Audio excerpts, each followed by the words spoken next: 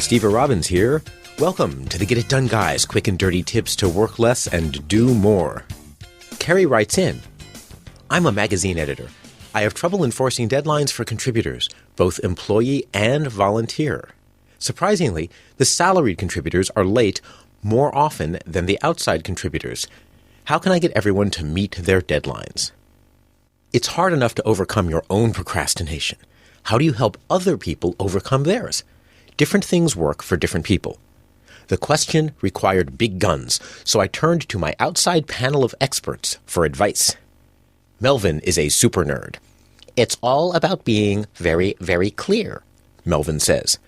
Meeting deadlines are part of someone's job. Deadlines shouldn't be soft and fluffy. They're a fact of nature, like the fact that new vampires rise from the crypt 3 days after being bitten. That means if you want to have a deadline of having real vampires at your Halloween party on Sunday, you need to make sure they've all been bitten by the Thursday before. If you wait until Friday, it's simply too late. When you hire someone to do work for you, the deadline is part of the agreement. So if you work with a bunch of writers, for example, you should check in with them once a month and just review their on-time performance. Sometimes all that's needed is for them to become aware of how often they are or aren't meeting their deadlines, and they'll self-correct. Enforce deadlines by making them public. Another way to enforce deadlines is to make all of the dates public. Bernice sends out a weekly newsletter that many other people contribute to. She's sick of having to manage everyone's deadlines and feels that because the newsletter is a group effort, all deadline information should be public, too. I confess, I've used this myself on projects. Create a public calendar prominently displayed in the office, showing due dates and actually submitted dates for everyone. Above the calendar, put the on-time goal, 100%, and last week's on-time percentage for the last week. We're 80% on time. Note early submissions on the calendar in green ink. Write late submissions in red. Making this information public does two things. It gives feedback, just like the individual conversations, and it also serves as a benchmark. It shows everyone that there are some people who meet all or most of their deadlines. Of course, it also introduces peer pressure and implied public humiliation.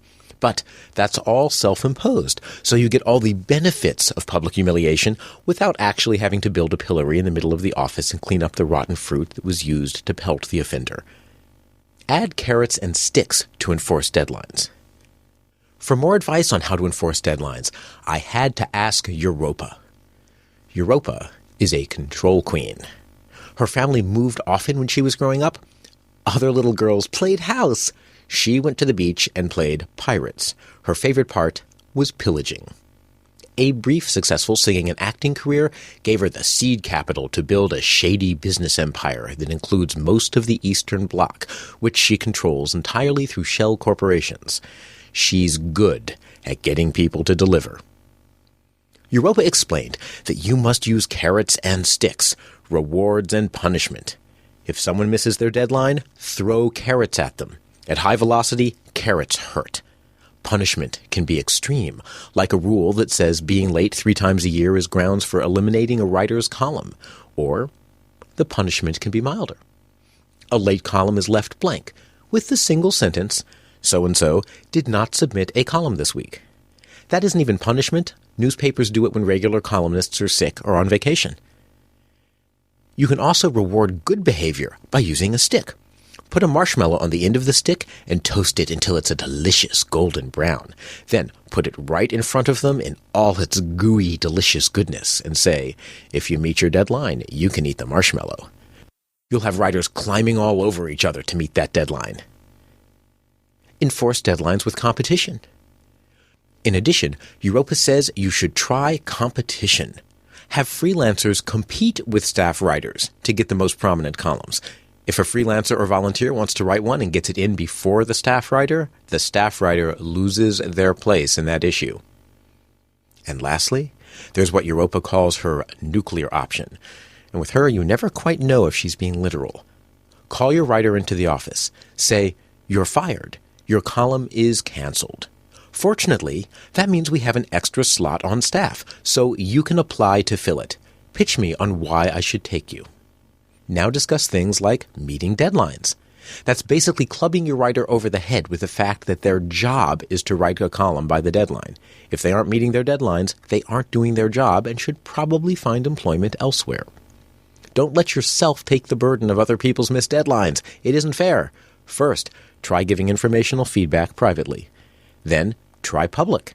Then add rewards and punishments. Try competition.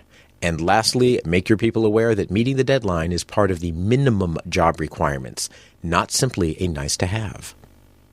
This is Steve Robbins. Email questions to getitdone@quickanddirtytips.com and check out my new book, Get It Done, Guys, 9 Steps to Work Less and Do More. Available at the retailer near you. It will change your life. Work less, do more, and have a great life.